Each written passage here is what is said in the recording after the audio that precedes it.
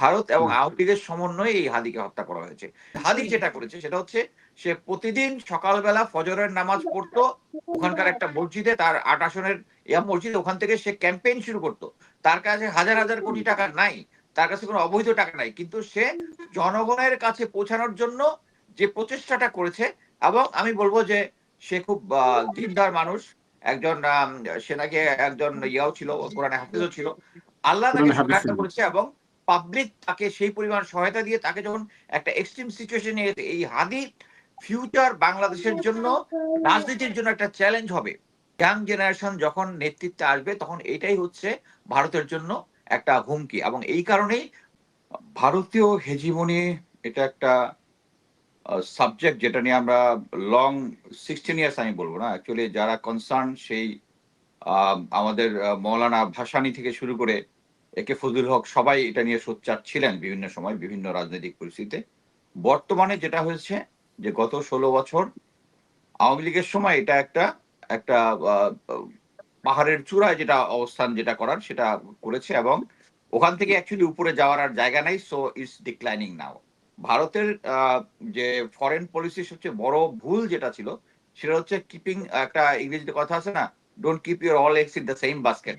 সে এক বাস্কেট মানে হচ্ছে আওয়ামী লীগের মধ্যে রেখেছিল, এবং আওয়ামী লীগের ভিতরে রেখে আওয়ামী লীগের মাধ্যমে তারা বাংলাদেশকে, এর আগে যেরকম হায়দ্রাবাদ, তারপরে সিকিম, এই সমস্ত জুনগড়, এই সমস্ত জায়গায় তারা যেভাবে প্রভাব বিস্তার করেছিল, পরবর্তীতে দখল নিয়েছিল, তার একটা অংশ হিসেবে বাংলাদেশে তারা খুব ধীরে স্থিরে আগাচ্ছিল, এবং শেষের দিকে যখন তারা এই আ তাদের এই অ্যাগ্রেসিভ অ্যাটিটিউডটা বেড়ে যায়, এবং ফাইনালি আমাদের এই জুলাই বিপ্লবের মাধ্যমে এটা অবসান ঘটে। সো এখন আপনি যদি দেখেন মানে ঐতিহাসিকভাবে ১৬ বছরের মধ্যে ইয়াং জেনারেশনকে তাদের ভয় কেন? কারণ ইয়াং জেনারেশন হচ্ছে আবরার ফাহাদ দিয়ে শুরু হইছে। আবরার ফাহাদ যখন ভারতীয় হেজিমনি নিয়ে কথা বলে, তখনই তাকে এই ছাত্রলীগের লোকেরা তাকে মেরে দিছে সবার ভিতরে একটা ভীতির সঞ্চার করার জন্য। এই ভীতি সঞ্চার হইলে তারা পরবর্তীতে এটা করবে না। আর এরপরে রিসেন্ট হচ্ছে আম আ আ আমরা সবাই ৫ই আগস্টে দেখেছি আমাদের ইয়াং জেনারেশনের সেই আ পুলিশ অফিসারের কথা যে, একটাকেই মারি, একটাই মরে আর বাকিগুলা যায় না। মানে হচ্ছে তারা যে আমাদের ভিতরে ভয়ের সংস্কৃতি যেটা ঢুকানোর চেষ্টা করছিল ওইটা কাজ হয়নি। এবং এটার ফাইনাল হুম। এপিসোড হচ্ছে আমাদের শহীদ হাদি। এই শহীদ হাদি তার যে আ রাজনৈতিক পরিচয়, এবং সে আমাদের যে আ আমি এর আগে আ বেশ কয়েকটা এপিসোড লিখেছি আমি আমার Facebook কলামে যে বাংলাদেশের প্রতিটি রাজনৈতিক দল হুম। তারা বিশ্বাস করে যে ভারতের আ সাপোর্ট ছাড়া বা ভারতের সাথে ভালো রিলেশন ছাড়া তারা আর টিকতে পারবে না। সো এইটা একটা, এই যে ভুল মিথটা, এই মিথটা প্লাস হচ্ছে আমাদের রাজনৈতিক যে আ রাজনৈতিক যে সিস্টেমটা আছে, এই সিস্টেমটাকে এই আ হাদি অ্যাকচুয়ালি ডাইরেক্টলি চ্যালেঞ্জ করেছে। যেমন মনে করেন আপনারা দেখেছেন যে একজন ইয়াং জেনারেশনেরই আসিফ মাহমুদ সজীব ভুইয়া, যার একটা বিপ্লবী রোল ছিল ৫ই আগস্টে, সে একসময় বলেছে এই দেশে নাকি ২০ কোটি টাকা না হলে নির্বাচন করা যাবে না। তো সে কিন্তু রেগুলার যে রাজনীতির অ যেটা স্রোত আছে, স্রোতের মধ্যে কিন্তু গা ভাসিয়ে দিয়েছে সে। হোয়ারেজ এই শহীদ হাদি যেটা করেছে সেটা হচ্ছে সে প্রতিদিন সকালবেলা ফজরের নামাজ পড়তো ওখানকার একটা মসজিদে, তার ৮ আসনের মসজিদ, ওখান থেকে সে ক্যাম্পেইন শুরু করত। তার কাছে হাজার হাজার কোটি টাকা নাই, তার কাছে কোনো অবৈধ টাকা নাই, কিন্তু সে জনগণের কাছে পৌঁছানোর জন্য যে প্রচেষ্টাটা করেছে, এবং আমি বলব যে সে খুব দিনদার মানুষ, একজন সে নাকি একজন ইয়াও ছিল, কোরআনে হাফেজও ছিল। আল্লাহ তাকে কোরআনে হাফেজ সহায়তা ছিলেন। করেছে, এবং পাবলিক তাকে সেই পরিমাণ সহায়তা দিয়ে তাকে যখন একটা এক্সট্রিম সিচুয়েশন নিয়ে গেছে, এই হাদি ফিউচার বাংলাদেশের জন্য, রাজনীতির জন্য একটা চ্যালেঞ্জ হবে। চ্যালেঞ্জ হবে কি, যখন পাবলিক দেখবে যে কোনো টাকা পয়সা ছাড়া, কোনো বড় বড় সভা সমাবেশ ছাড়া একটা ইয়াং ছেলে যখন জিতে গেছে, আমি আশা করতেছি যে তার যে পরবর্তীতে তার জানা যায় যে পরিমাণ লোক হয়েছে, তাতে যে ভাইবটা বাংলাদেশ পেয়েছে যে সবাই হাদিকে কতটা পছন্দ করতো, এবং আমরা ধরে নিতে পারি নিশ্চিন্তে সে ওখানে জয়যুক্ত।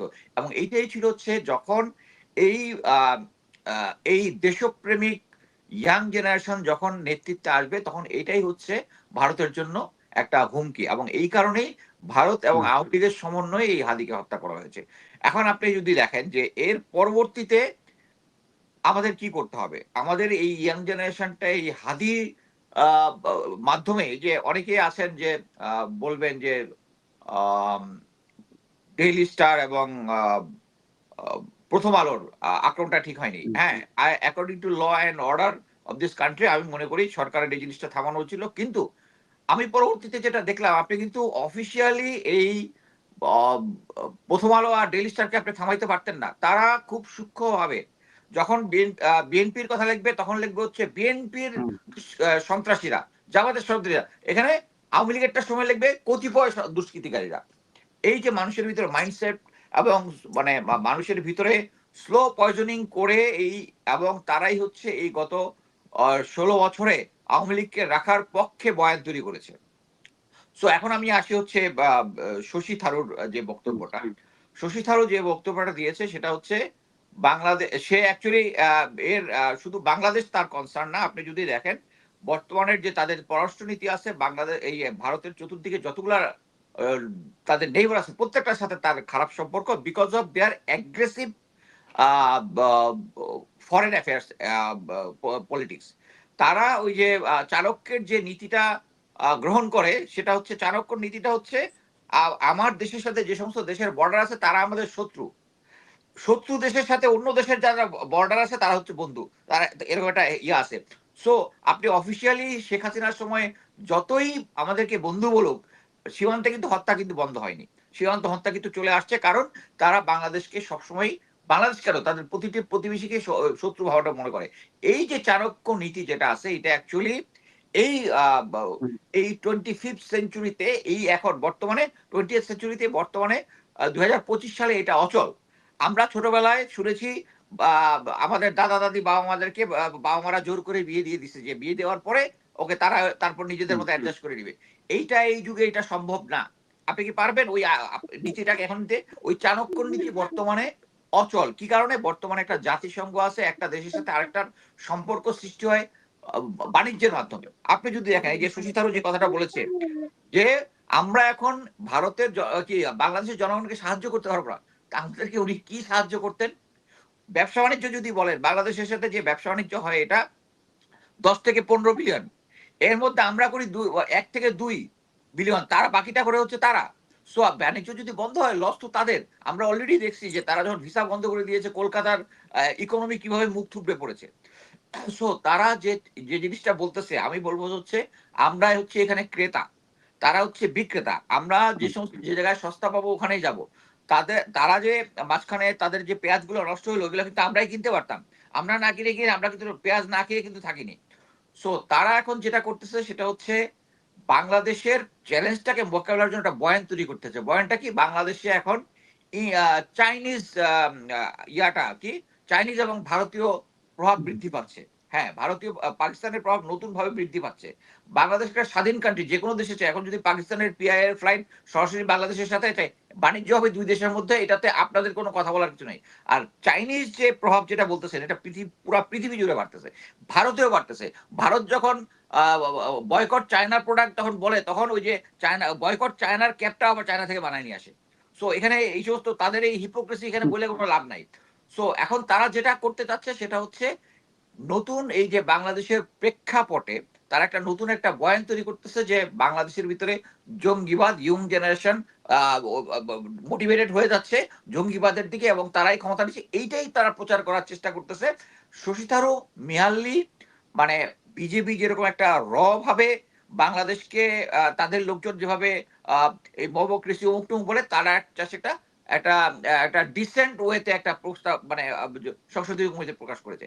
বাট শশী থারুর যে এই প্রসেসটা যে জিনিসটা আছে এটা অ্যাকচুয়ালি ভারতকে কোনো লাভ মানে কোনো লাভ করবে না এবং আমাদেরকে বাংলাদেশের ক্ষেত্রে বাংলাদেশের জন্য যেটা সবচেয়ে বেশি ক্ষতিকারক আমি যেটা বলবো আমাদের বাংলাদেশের যে এখন পর্যন্ত যতগুলা রাজনৈতিক দল ছিল তারা আসলেই বিশ্বাস করতো ভারতের সাথে তার থাকতে হবে। কেন থাকতে হবে?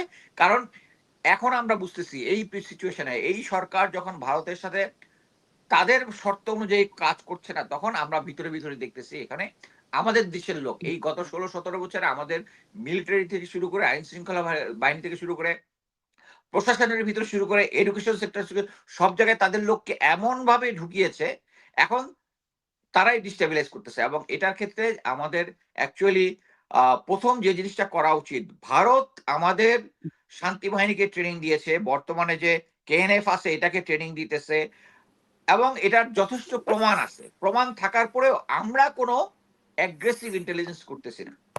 আমি মনে করি যে ভারতের সাথে যদি আমাদের ডিল করতে হয়, আমাদের সাথে ওদের ইকুয়ালি করতে হবে।